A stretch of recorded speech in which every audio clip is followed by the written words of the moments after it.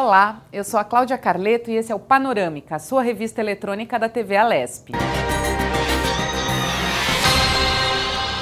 E a gente começa com um balanço da atividade parlamentar dessa semana. Os parlamentares aprovaram matéria de autoria do governo que cria 1.519 cargos e extingue 36 vagas no Hospital das Clínicas da Faculdade de Medicina de Ribeirão Preto.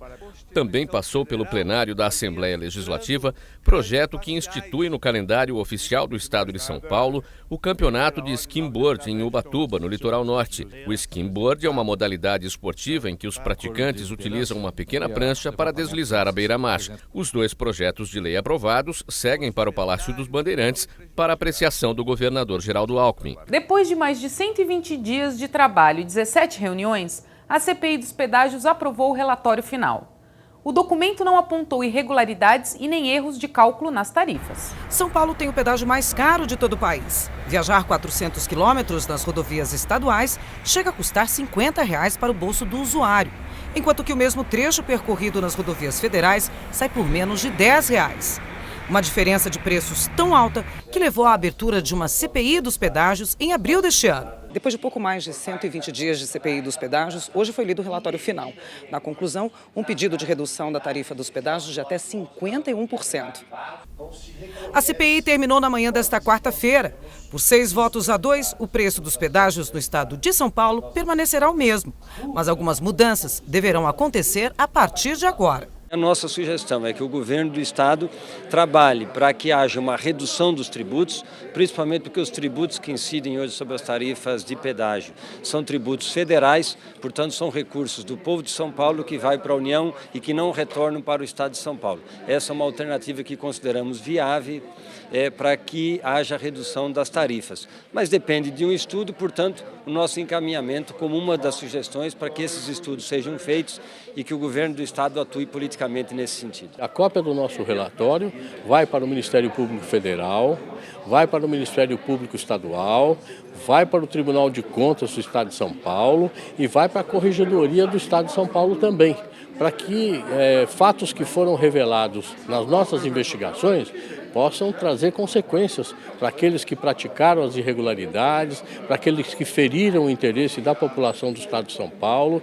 e ficar claro para a população. E olha, nós somos 42 milhões de brasileiros e brasileiras que vivemos no Estado de São Paulo, que vão perceber, todos os que tiverem acesso a essas informações, vão perceber que é possível sim reduzir em quase 50% a tarifa do pedágio no estado de São Paulo, como nós demonstramos.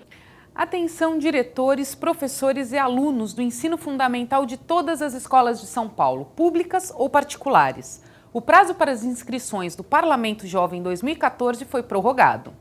E vale lembrar, as inscrições este ano só podem ser feitas pela internet. Neste ano, as 94 cadeiras serão destinadas a alunos do ensino fundamental. Podem participar estudantes de 5ª a 9ª série de escolas públicas e particulares do estado. Os estabelecimentos de ensino não vão mais receber o impresso do manual do candidato a deputado por um dia. Esta edição será totalmente realizada por meio eletrônico. Para leitura e impressão do manual, basta entrar no site da Assembleia e acessar o regulamento no www.al.sp.gov.br/participe/Parlamento Jovem. O manual também está disponível no www.facebook.com/Parlamento Jovem Paulista.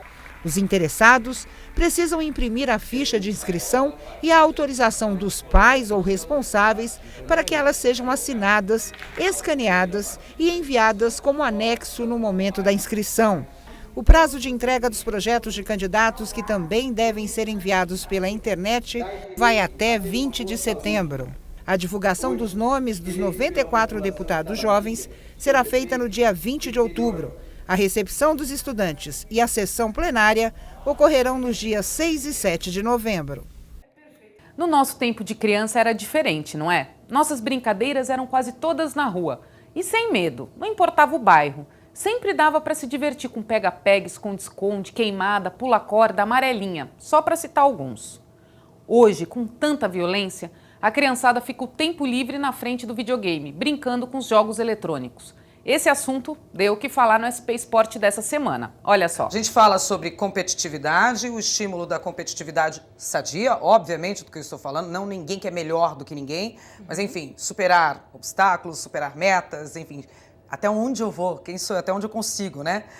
Competitividade, participação social, envolvendo participação social, motora, claro, enfim.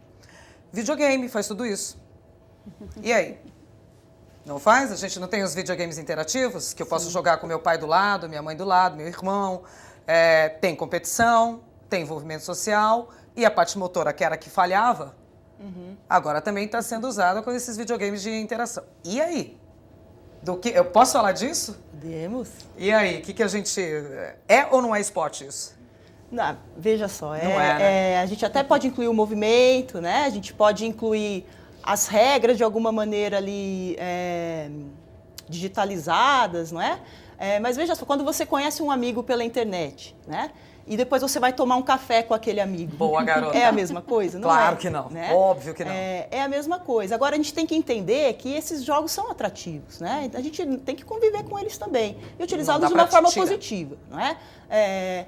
Uma coisa interessante do videogame, se eu perder, eu começo de novo. No esporte, eu tenho que ouvir que eu perdi, né? Então, tem vários relações, depois até a Luciana Ouviram, pode falar um crianças? Estão vendo, crianças, aí em casa? Eu tentei colocar aqui a Larissa aqui na parede, mas não deu. Você está fazendo colocações que eu acho extremamente pertinentes. Então, ó, no videogame dá para recomeçar. Na verdade, dá para parar na metade o jogo. Mas não isso ganhando, pode ser recomeço. ruim, né? Porque sempre que eu tiver algo que dificulta, eu não vou querer encontrar o meu caminho para superar aquilo. Eu resolvo né? desse jeito Exato. aqui, né? Que não é Essa é uma das real. grandes lições do esporte. Né? A competição ela pode ser sadia, ela pode ser muito ruim também. Né? Por isso que é importante, da mesma aquilo que a gente falou lá no começo, eu adequo o esporte à criança. A competição também.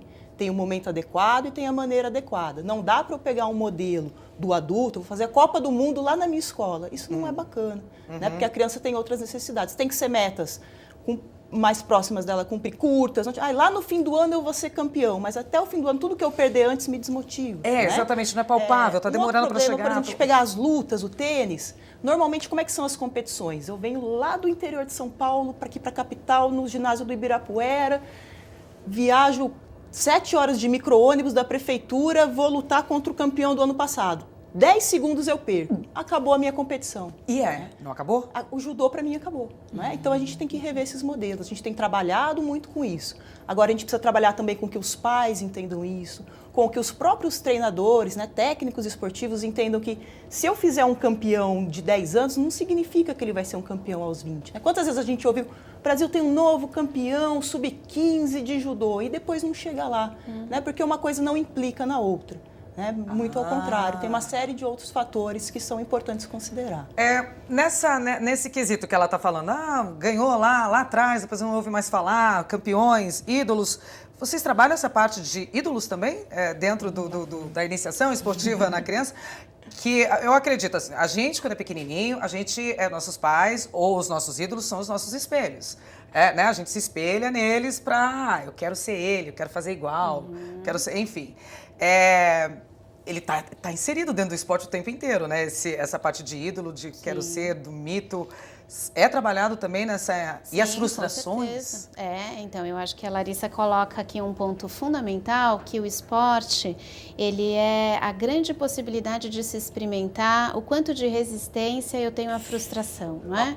Perder e ganhar. E haja resistência, hein? Principalmente se falando de futebol aqui no Brasil, que o filho já está lá torcendo com o pai desde sempre, ou o pai indo no colégio torcer pelo filho, o filho quer agradar ao pai, enfim. Isso, e você está colocando uma questão bastante importante, que é exatamente nesse fenômeno, não é? Inclusive da educação esportiva, que a gente vai começar a trabalhar com esses pais, o entendimento que se tem da prática e como é que os filhos, nesta perspectiva, também podem entender quem é o modelo, quem é o time que é escolhido, quem foi o atleta escolhido para que eu possa seguir ou não é? Quais são as posturas éticas, morais. Importantíssimo, né? Você tem um ótimo atleta, mas um comportamento não muito bom. A referência fica meio arriscada. Antagônica, assim, né? Você tem que trabalhar exatamente com os conflitos, os papéis sociais. Então, o psicólogo tem, sim, este trabalho com a questão das possibilidades de quem é o modelo, por que é o modelo, como é que você trabalha com a questão da maturidade, em que fase, não é? Eu tenho um determinado modelo e depois por que eu penso em outro, o que é que me chama atenção, o que eu posso recuperar de bons exemplos, ou também das coisas que não deram certo, porque é no esporte que eu também vou aprender. Recomeçar, né? Como recomeçar, e não é videogame, não é um game over. Uma apresentação de orquestra infantil encerrou o mês de homenagem aos estagiários do Legislativo Paulista. 1 ano e 10 meses atrás, eles mal sabiam tocar uma nota.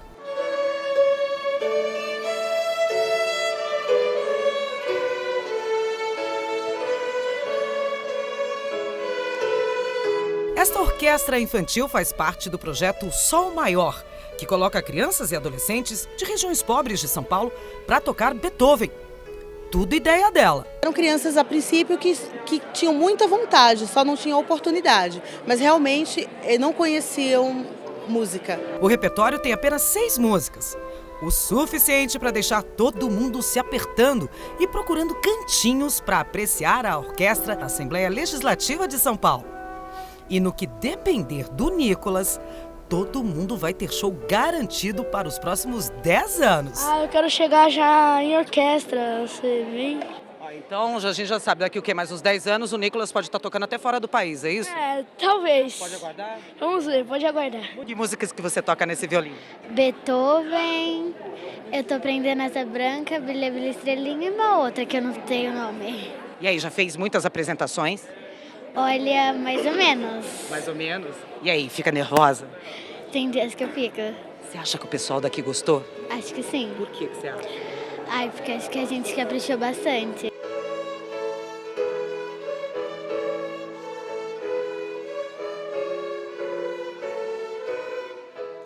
No Memórias do Poder Legislativo dessa semana, o convidado da repórter Viviane Cesarino foi o ex-deputado estadual e federal Guaçu Pitteri, que também foi prefeito de Osasco, aqui na Grande São Paulo. Foi um bate-papo cheio de boas lembranças. Acompanha comigo. Você acha que o tempo está passando mais rápido, voando mesmo? Esse ano teve Copa, tem eleição e nessa correria toda nós pedimos uma pausa para falar de momentos importantes que ficaram lá atrás, no passado, e não podem ser esquecidos. Um destes momentos é a luta pela democracia. Sabia que existem pessoas que nascem com vocação democrática? Olha, aqui a gente adora receber pessoas assim, viu? E o nosso entrevistado de hoje é um destes exemplos. Guaçu Pitteri é engenheiro agrônomo, sociólogo, foi deputado estadual, federal e prefeito de Osasco. E é um homem de resistência por natureza. Muito obrigada pela presença do senhor aqui no Memórias.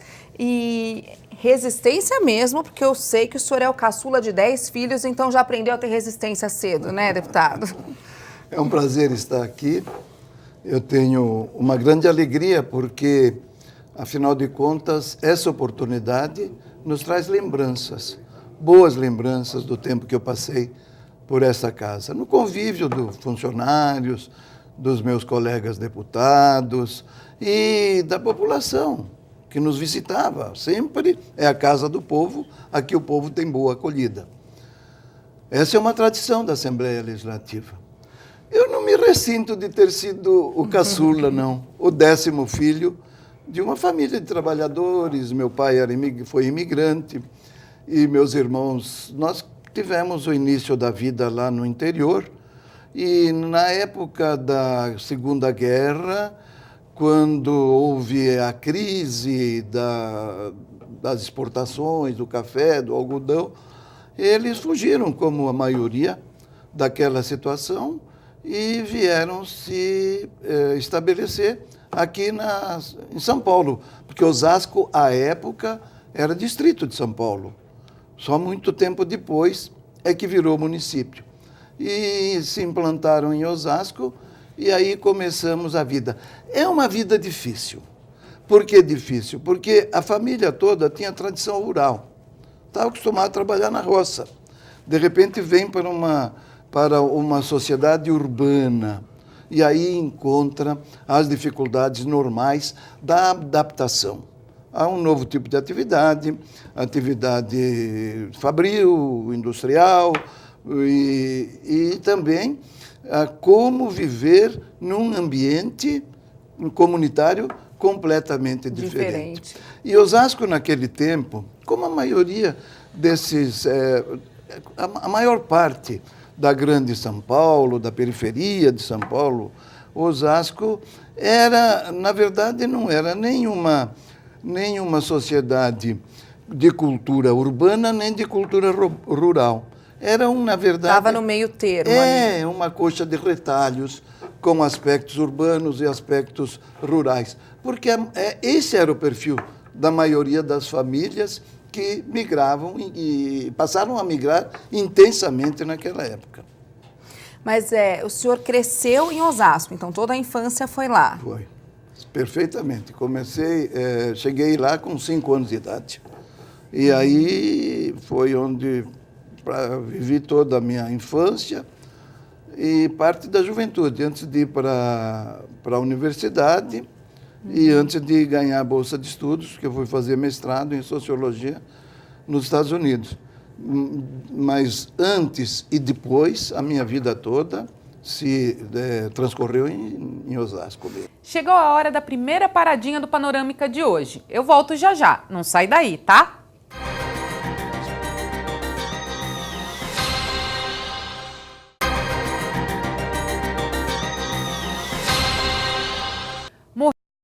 Essa semana, em São Paulo, o empresário Antônio Hermílio de Moraes. Ele era o presidente de honra do Grupo Votorantim e do Complexo Hospitalar Beneficência Portuguesa, um dos maiores do país. Antônio Hermílio morreu na casa dele, de insuficiência cardíaca. Tinha 86 anos. Em 1986, concorreu ao governo do estado de São Paulo, mas perdeu a corrida para Orestes Quércia. Apesar de sempre aparecer na lista dos 100 homens mais ricos do mundo, Antônio Hermílio era conhecido como uma pessoa discreta, avessa a badalações e ao luxo. Era voltado ao trabalho, à família e ao sonho de ver um país justo e igual. Engenheiro de formação, Antônio Hermílio escreveu 3 peças de teatro e diversos livros.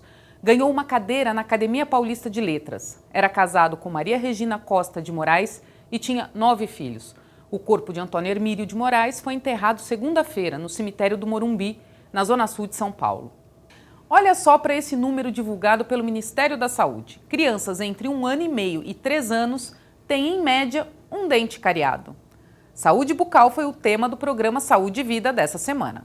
Primeiro passo, o que é saúde bucal, Dr. Carlos? Saúde bucal é a manutenção de um estado em que a pessoa pode se alimentar, sorrir, ter uma vida social aceitável. A pessoa precisa ser feliz, precisa sorrir, precisa se alimentar, precisa conviver, precisa... por onde começa a nossa, onde se alimenta pela boca, a gente... Acho que o nosso primeiro contato com a sociedade, eu acho que é pelo sorriso, é pela boca. Como é que o Brasil está nessa questão hoje? A gente tem alguns centros onde você tem acesso à melhor odontologia do mundo, a gente não deve nada a ninguém, mas a gente sabe que isso é muito localizado, né? Tem muitas regiões do Brasil que a pessoa não tem acesso nem a água fluoretada, nem uma alimentação decente, né, na fase de desenvolvimento. Então ela acaba desenvolvendo uma saúde bucal que deixa muito a desejar. Já fomos chamados, doutora Alessandra, de o país dos desdentados. Eu me lembro muito bem disso, porque a gente brincava muito na época. Minha avó, por exemplo, começou a usar dentadura, ela tinha 30 anos de idade. Ela foi perdendo os dentes por falta dessa consciência mesmo na questão da saúde bucal. Mudamos muito nisso? Podemos comemorar que somos um país mais consciente nessa questão do sorriso saudável? Somos os países dos desdentados. Ainda? Acredito eu que não por falta de uma tecnologia que está chegando e que já chegou e que temos acesso, mas porque a criança está crescendo de uma maneira já a falta de amamentação, a alimentação. Então, essa estrutura que a criança deveria desenvolver desde o seu nascimento, né? Então, isso causa um impacto muito grande quando ela chega numa idade pré-escolar, quando ela chega numa idade já de ginásio, né, a fase adulta.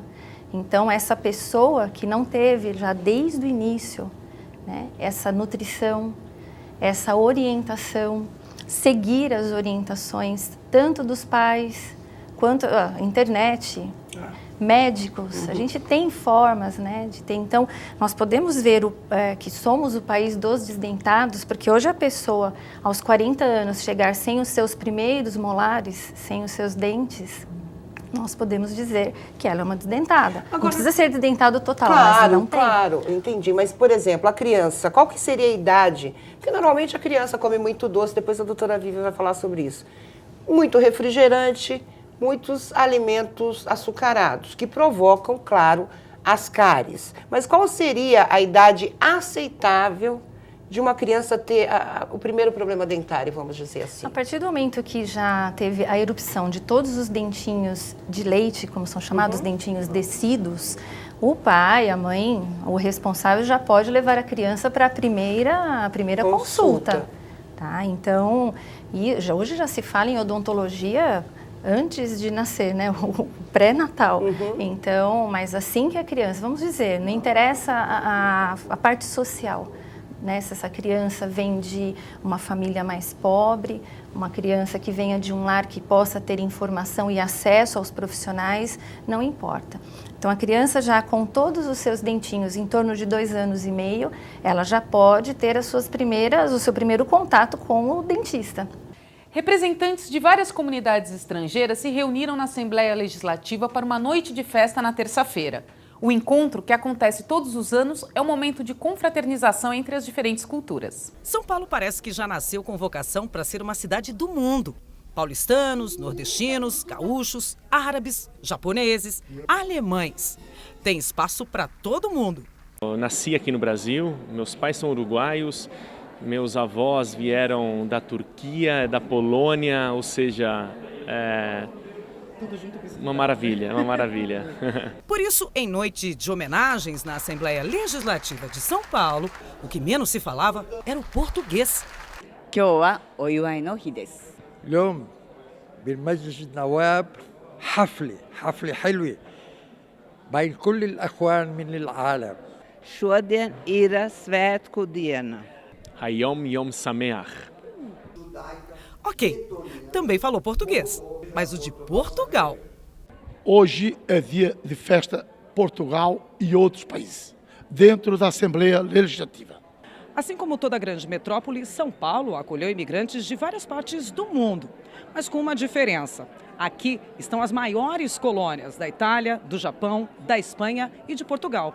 Por isso, hoje foi noite de festa e de casa cheia.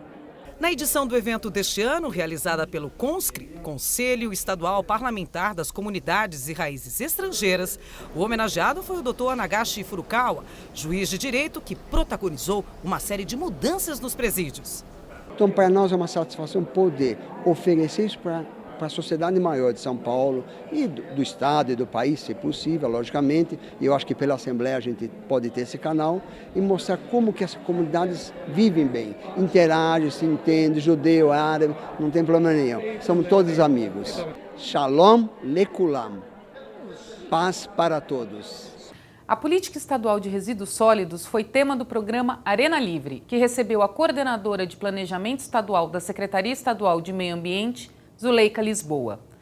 Ela falou sobre os aterros sanitários na região metropolitana de São Paulo e o fim dos lixões. Há uma CPI que acontece nesta casa, do aterro Pajuã, que em abril de 2011 viu uma montanha com 450 mil toneladas vir abaixo. Agora, só lembrando... Pela segunda vez. Pois é. Mais do que isso, pelo volume de lixo, tinha que lembrar também, Zuleika, que lá é praticamente a cabeceira do aeroporto internacional André Franco Montoro, em Guarulhos. Ou seja, ali, como é que se põe tanto lixo num lugar que jamais podia ter lixo? E o que fazer quando o programa chega nesse volume? Os aterros em torno da região metropolitana estão chegando ao seu exaustão, a vida útil mesmo, porque um aterro, e esse é o problema, você faz o aterro é uma obra de engenharia, ele é preparado para receber, você tem o chorume, drenagem, tudo corretamente, só que você leva para o aterro muita coisa que você não precisaria estar levando. Sim. Então, rapidamente, a vida útil, ele se esgota. Coleta seletiva. Justamente. Aí, assim, você está levando hoje um monte de coisa que você não estaria precisando levar para o aterro. Mas não é um modelo que vem, passa na porta de casa, pega um saquinho plástico, compacta, leva para o aterro. Aí não separa mais. Essa é a mudança, né? Eu acho assim, é difícil, claro, vamos colocar aqui o dedo na ferida. Às vezes a gestão municipal se propõe a fazer. Ela começa o processo. Chega uma outra gestão, ela para todo o processo e zera tudo. Isso dá um desestímulo para a sociedade também, né, para o munícipe, porque ele fala, então tudo que eu fiz não valeu nada. Para uma criança que está na escola, que ela faz todo esse trabalho. Por isso que esse tipo de ação, né, ele tem que ser contínuo. A educação, a mudança de comportamento. Então, realmente, as prefeituras vão ter que... A lei nacional deixa claro, você não vai poder mandar mais para os aterros. Você só vai poder mandar tal quantidade. Né? E aí, por isso que eu disse, os prefeitos têm que estar atentos. Com pena de prisão e multa de 50 milhões. 50 milhões. Compensa fazer um aterro para não levar uma multa dessa. Mas a lei ela é inteligente nesse ponto. Ela diz o quê? Você vai ter que reduzir a quantidade. Se você hoje está mandando 100, você vai ter que passar a mandar 30. Sim. E como é que você vai fazer essa quantidade? Você vai ter que fazer... Olha, na verdade, a estratégia é isso. É reduzir a quantidade de resíduo que a gente está produzindo, reutilizar e reciclar. Essas são... né? Agora, nesta ordem, inclusive, reduzir... Reutilizar e depois reciclar, porque também consome energia para fazer a reciclagem. Justamente. Então, é isso que a gente tem que mudar. Um seminário aqui na Assembleia debateu a lei federal que dá poder de polícia e libera o uso de armas de fogo para todas as guardas civis do país. Vem polêmica por aí. Os guardas civis municipais da capital e interior de São Paulo discutiram a aplicação da Lei Complementar 13.022 de 2014, sancionada no dia 8 de agosto. É o chamado marco regulatório das guardas municipais de todo o país. Estabelece que a Guarda Civil é armada, disposição diferente do Estatuto do Desarmamento, que só permitia o porte de arma para GCMs em municípios com mais de 50 mil habitantes. A questão de andar armado permanece como diz o Estatuto do Desarmamento, né? Só nesta lei há uma alteração interessante que ela diz que a guarda tem que ter arma de fogo. Então é algo novo que a gente vai até discutir se isso se aplica a todos ou se manter o que está no Estatuto, que também já diz que a guarda pode estar armada. Em São Paulo, via justiça, eu não conheço um caso de guarda desarmada de cidade que tenha menos que 50 mil habitantes, até porque não é um critério justo, porque a guarda da cidade pequena ela também tem os mesmos males que uma cidade grande. O marco regulatório define as competências, a forma de criação, capacitação e controle das guardas civis. O estado de São Paulo possui mais de 40 mil GCMs, sendo 6 mil na capital. Eles vão ter prazo legal de 2 anos para se adaptarem às novas normas. O novo estatuto dispõe que compete aos GCMs zelar pelos bens, inibir infrações penais e administrativas e proteger a população. Ações, em geral, de caráter preventivo.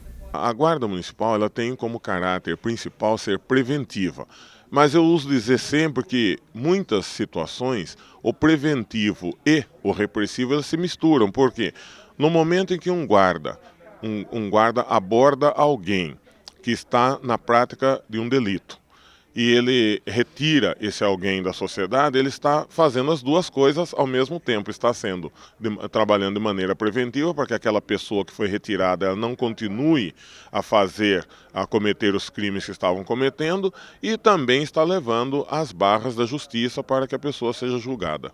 O seminário teve apoio da Frente Parlamentar em Defesa da Guarda Civil, coordenada pelo deputado Chico Sardelli, do PV. A Guarda Municipal, ela vive no município. O guarda municipal tem os seus filhos dentro do município, sua esposa trabalha no município, ele convive em comunidade, está muito mais próximo da comunidade para poder prestar esse serviço. Por isso a importância da Guarda Municipal. Nós não temos nada contrariamente à Polícia Militar, à Polícia Civil, muito pelo contrário, mas temos que ser reconhecidamente uma instituição que presta segurança pública. E hoje eu ousaria dizer que não se faz segurança pública sem as guardas municipais.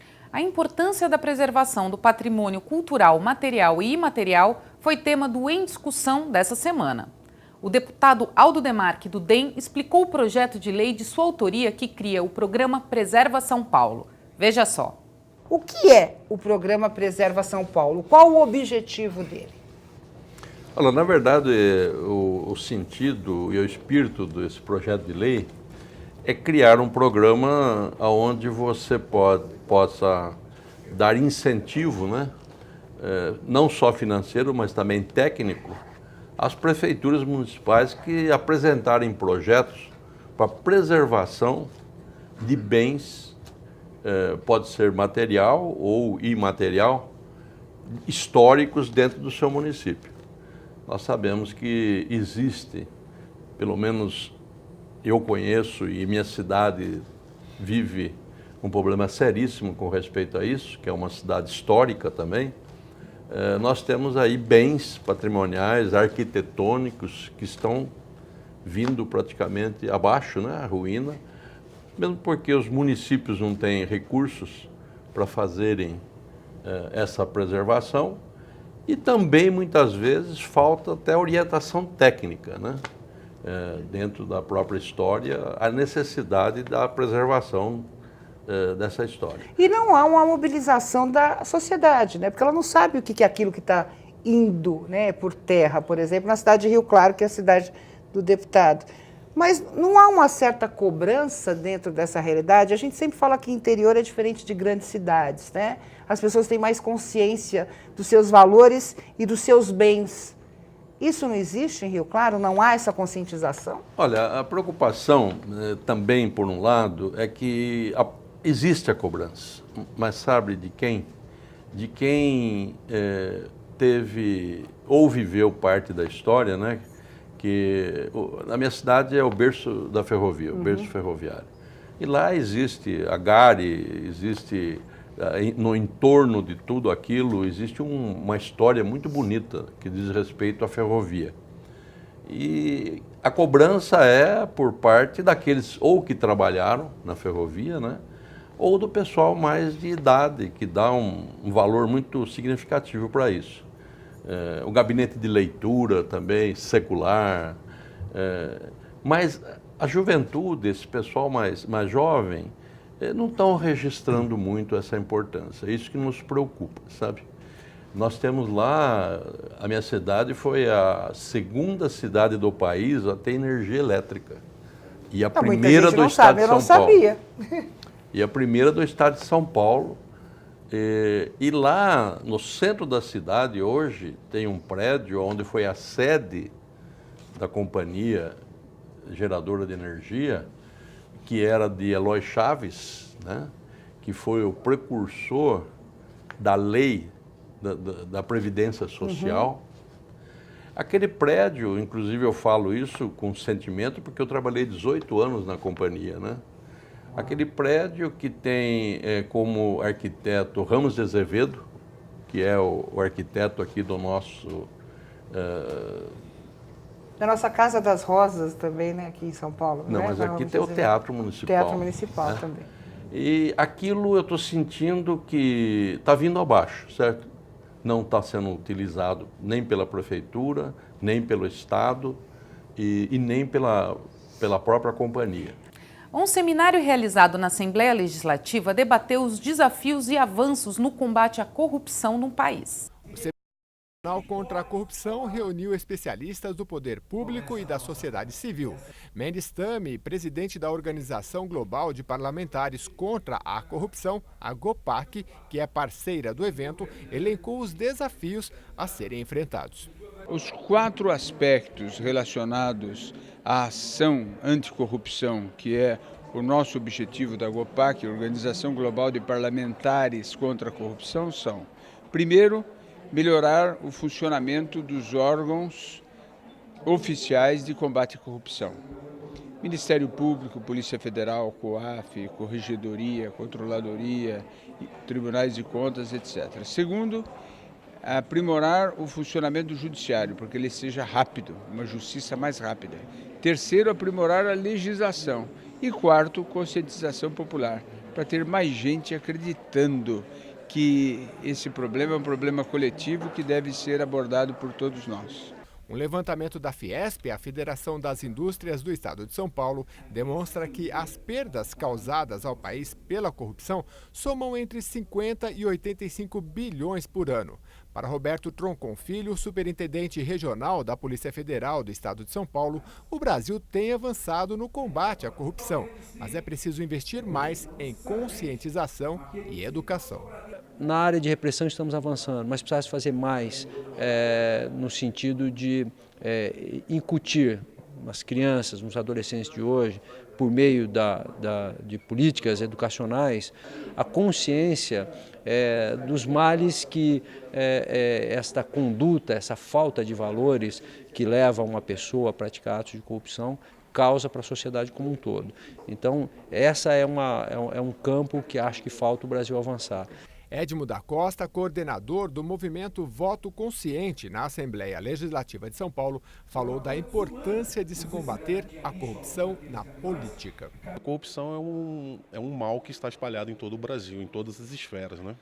E eu acho que conscientizando o público, né, o povo a votar bem, nós podemos, pelo menos, se não retirar, mas pelo menos amenizar e muito candidatos que tenham essa intenção na política. Os especialistas lembram que a recuperação de recursos desviados encontra inúmeros desafios. Mais um motivo para se investir em prevenção. O objetivo é fazer um diagnóstico da corrupção no mundo e também no Brasil e discutir mecanismos principalmente de prevenção, de inibição. Porque você reprimir a corrupção, ir atrás depois que já foi praticado o ato, sempre é mais difícil. É necessário estabelecer aparatos legislativos de administração para evitar esse tipo de desvio de conduta. O Assembleia Repórter dessa semana trouxe à tona um problema que precisa ser resolvido o mais rápido possível. Os números provam que o brasileiro ainda desperdiça muito, e de tudo: água, energia, tempo, dinheiro e principalmente comida. Agora, aqui no Panorâmica, você vai ver um trecho dessa reportagem, a que fala do desperdício de alimentos. Acredite, num país que ainda está longe de erradicar a fome, 26 milhões de toneladas de comida são simplesmente jogadas na lata do lixo.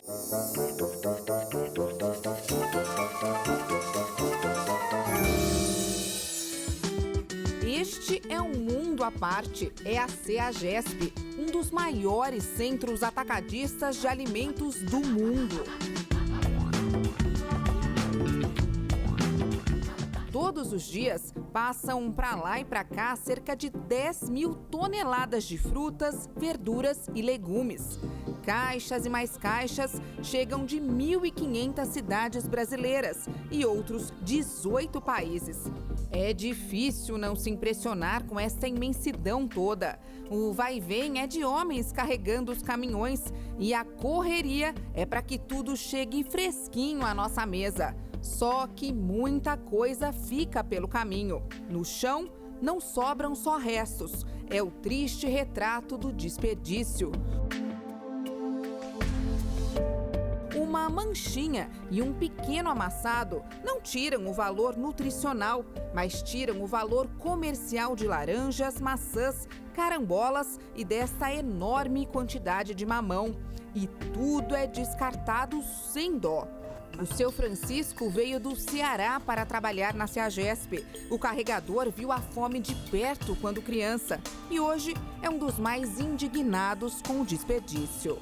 Daqui eu aproveitaria tudo que eu quisesse, se que fosse o caso da pessoa que precisa. Ó. É um tomate desse aqui, ele não tem nada, está aqui para a senhora ver, é um tomate caro, ele é de qualidade, você entendeu? Ó, ele não tem nada, é um desperdício. O país, que ainda tem muita fome, descarta mais de 26 milhões de toneladas de alimentos por ano. Inconformados, os atacadistas doam o que seria jogado fora para um banco de alimentos. São 170 toneladas de comida por mês. A logística é muito rápida, dinâmica, né? Então, no máximo, prazo de 24 horas, o alimento é selecionado e distribuído. Uma das ONGs que chegam para buscar as doações é Xará Daqui. Também se chama Banco de Alimentos. Foi fundada em 98 e faz a ponte entre a CEAGESP e pessoas que precisam muito. O lema é: busca onde sobra e entrega onde falta. O Daniel, responsável pela ONG, veio buscar. Bem cedinho, ele encosta o caminhão e começa o carregamento. Hoje, vai levar 75 quilos de abacate, alface, almeirão, laranja e mamão para uma creche de São Paulo. É muito gratificante, né? A gente vê algo que seria descartável, jogado fora, ir para as creches, para as instituições e eles utilizarem, né? Nós fomos com o Daniel até a Vila Anastácio, onde fica a casa da criança Paulo de Tarso. E quando a turma aponta, é só alegria. Costumam dizer que doar é um ato de amor e eu já escutei falar muito por aí que as doações são capazes de alimentar até a alma. Aqui na Casa da Criança Paulo de Tarso, isso literalmente acontece. As portas estão abertas para todo tipo de doação. Estes maços de alface saíram lá da CEAGESP e poderiam ter ido parar no lixo. Já foram transportados pela ONG Banco de Alimentos e agora pelas mãos da Márcia vão ser o almoço. É um prato cheio de esperança para 60 crianças e adolescentes daqui. E neste almoço nada é desperdiçado não. Aqui tem fartura de feijoada, da salada que chegou e foi tão bem recebida. Dá até gosto de ver a criançada comendo. Tava também gostoso. Eles comem à vontade, o quanto eles querem, mas a gente sempre orienta, pega um pouco, aí depois repete se quiser, para evitar realmente de jogar. Na nossa casa também podemos fazer diferente. Cascas, sementes e talos podem ser aproveitados com criatividade. Alimentar atitudes assim é com certeza a receita ideal para combater o desperdício. Nós temos o hábito de comprar mais do que a gente consome e, por consequência, isso acaba sendo jogado fora.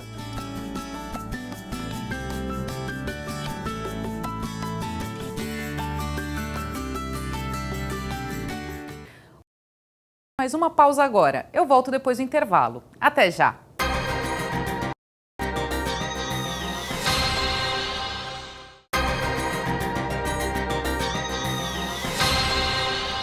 A repressão militar e a guerrilha nos anos 70 no Vale do Ribeira, região sul do estado. Esse foi o tema da reunião dessa semana da Comissão Estadual da Verdade Rubens Paiva. Acompanha comigo.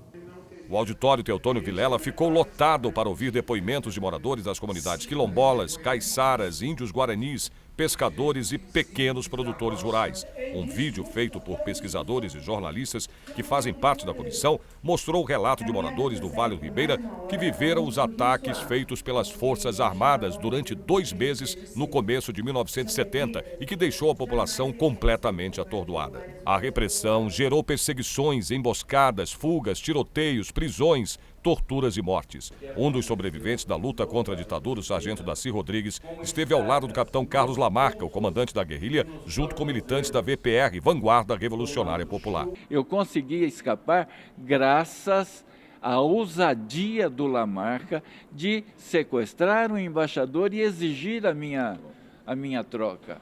Caso contrário, hoje eu seria mais um desaparecido que ninguém teria como localizar.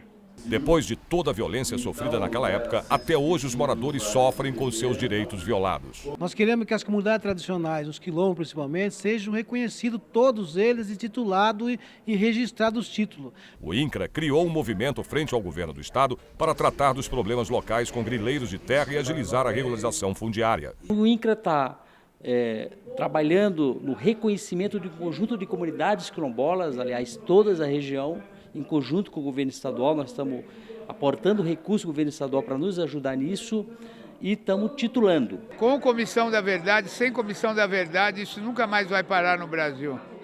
Comissão da Verdade pode parar, vai acabar uma hora, mas o povo vai tocar para frente. Isso é irreversível. O deputado Isaac Reis foi o convidado dessa semana do programa Por Dentro da Política. Ele conversou com o repórter Jorge Machado sobre moradia digna e infraestrutura. Quando eu luto por moradia, eu quero apenas fazer cumprir um preceito bíblico, que lá está escrito que a terra é de todos. Pena que a ganância do homem criou a cerca e fizeram um apartheid social enorme, né? Sim. Nesse tema moradia. Mas é muito gratificante quando você tem condições de, através da política, criar os mecanismos e poder dar uma chave na mão de uma pessoa, falar, hoje você tem um teto para cuidar da sua família, hoje você tem um CEP, um endereço, né? Sim. Então isso para mim é muito gratificante e é justamente por essas questões que eu acho que vale a pena você estar na política. Deputado, quando o senhor fala em habitação, quando, no caso brasileiro, a gente está falando de déficit de habitação, de milhões de moradias que ainda não foram construídas, haja vista a quantidade de pessoas que ainda moram nas ruas ou em submoradias, se pode falar pela nomenclatura do IBGE.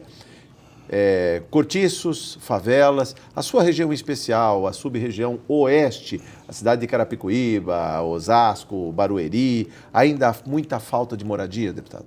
Existe, é enorme o déficit habitacional. Eu falo que hoje nós devemos ter a base de 140 áreas livres, ou favela como queira, só na cidade de Carapicuíba, sabe? 140, o senhor falou? 140. Agora, em que pese esse governo agora do Sérgio ter feito muitas moradias, mas se você perguntar para mim, ainda tem mais 50 mil pessoas que ainda precisam de moradia, né? Então é isso, esse comprometimento que eu quero estar nessa Assembleia Legislativa lutando para que tenha mais recursos, né, para moradia. Por exemplo, existe a lei que determina que 1% do ICMS seja destinado para moradia. Sim. Em primeiro lugar, são duas pontos. Eu quero fiscalizar para que esse 1% pelo menos seja aplicado realmente. Mas havia dificuldade, inclusive, do governo em aplicar. Muito do recurso era devolvido à Fazenda.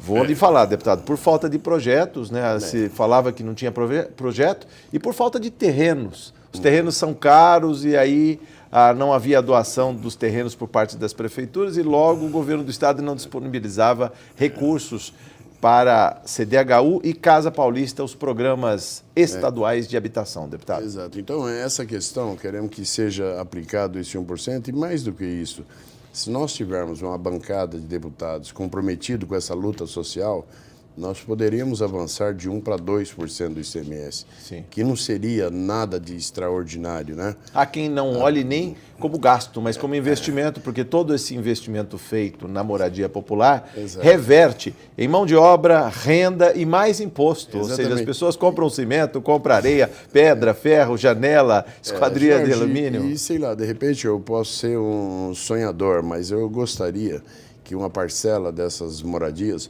fosse discutido com os movimentos populares, Sim. aqueles que têm o conhecimento realmente, para a gente poder baratear esse custo. Porque, infelizmente, hoje você fala em construir prédios, antes de fazer o projeto, está falando o nome da construtora. Sim. Não se pensa em moradia através do mutirão popular, da participação popular, que baratearia muito o custo e, consequentemente, poderiam fazer muito mais.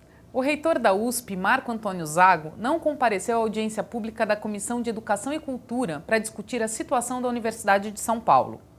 Os deputados da comissão, professores, alunos e funcionários que estão em greve não gostaram da ausência do reitor. O objetivo da reunião era ouvir o reitor da Universidade de São Paulo, Marco Antônio Zago, sobre a situação do campus USP Leste, as providências adotadas e a situação orçamentária da universidade. Mas o que todos esperavam não aconteceu. O reitor não compareceu, alegando outros compromissos, o que provocou reação negativa dos que vieram acompanhar.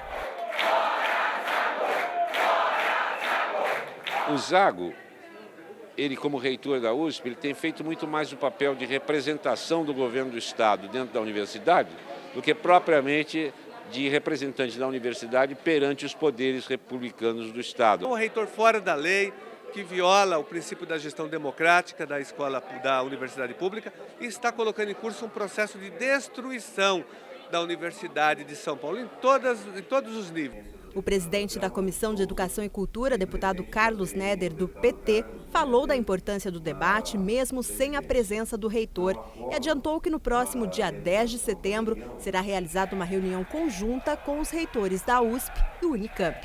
A decisão de fazer uma reunião informal me parece que foi correta, porque nós tínhamos aqui cerca de 300 pessoas e seria muito frustrante para todo mundo ir embora sem que houvesse um debate, um diálogo entre os diferentes atores, sejam eles educadores, trabalhadores, alunos, representados por sindicatos, associações. A greve dos funcionários, que já dura 90 dias, deve se estender pelo menos até 5 de setembro. O reitor da USP, Marco Antônio Zago, reafirmou que não compareceu à Assembleia porque já tinha marcado outros compromissos e disse que vai comparecer no dia 10 de setembro para dar explicações sobre o campus da USP Leste. Acessibilidade é um direito de todos. Esse foi o tema do Inclusive dessa semana. Viver em sociedade é proporcionar a todos igualdade, sem distinção de qualquer natureza. Leis e as normas são estabelecidas para garantir o direito à vida e à liberdade. E para saber mais sobre as atividades e padrões para acessibilidade, está conosco aqui no estúdio o Gildo Santos, gestor do Comitê Brasileiro de Acessibilidade da Associação Brasileira de Normas Técnicas. Oi, Gildo, bem-vindo. Olá. Gildo, para começar, vamos falar já, né, se a prática desses cumprimentos de normas, se hoje eles já são cumpridos. Sim, hoje nós temos já uma cultura de normas de acessibilidade no Brasil e diria que ela é crescente também.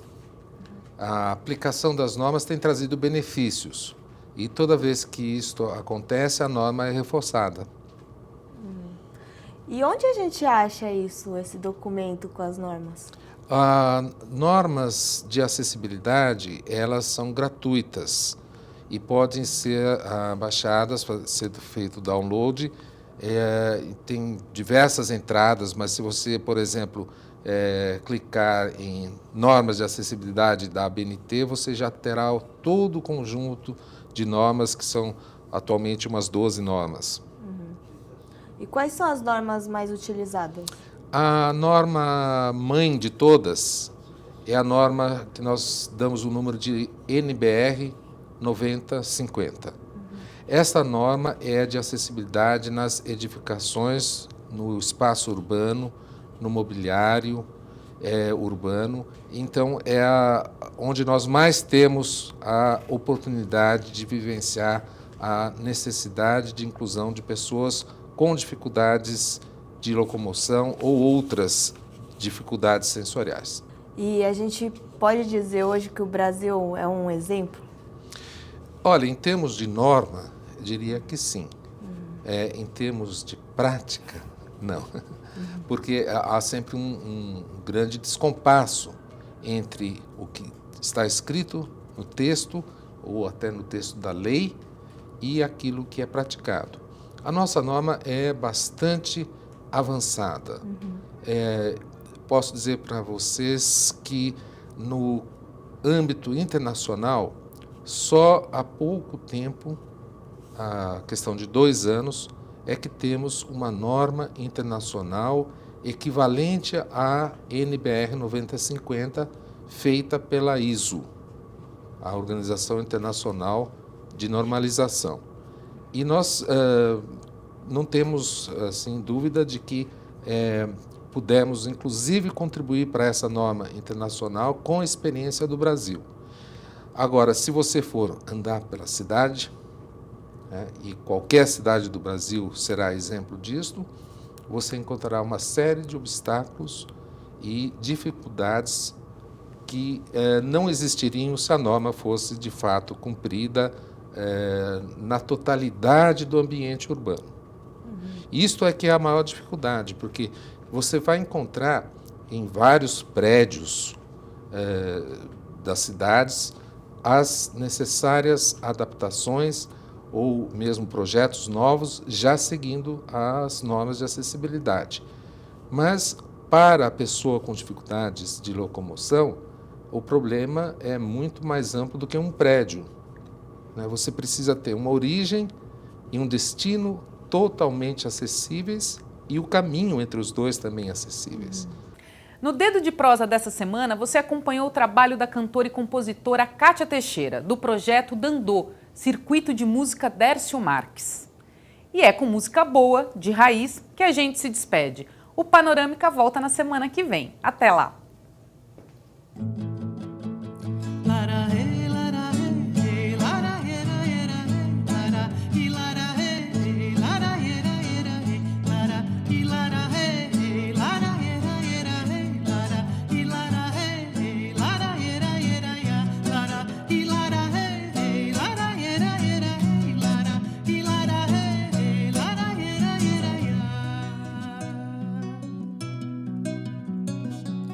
Nada peço quando penso que a vida não perdoa. Bonita não é a vida, bonita é saber viver. Bonita não é a vida, bonita é saber viver. Nas cores desses tons, nos fios da melodia, nos tempos da partitura, dou a vida meu perdão. Nos tempos da partitura, dou a vida meu perdão. Hey, lara, hey, lara, hey, hey, lara, era, hey, lara, e lara, hey, lara, era, hey, lara, e lara, hey, lara, era, hey, lara, e lara, hey, lara, era, lara, e lara, hey, lara, era, hey, lara, e lara, hey, lara,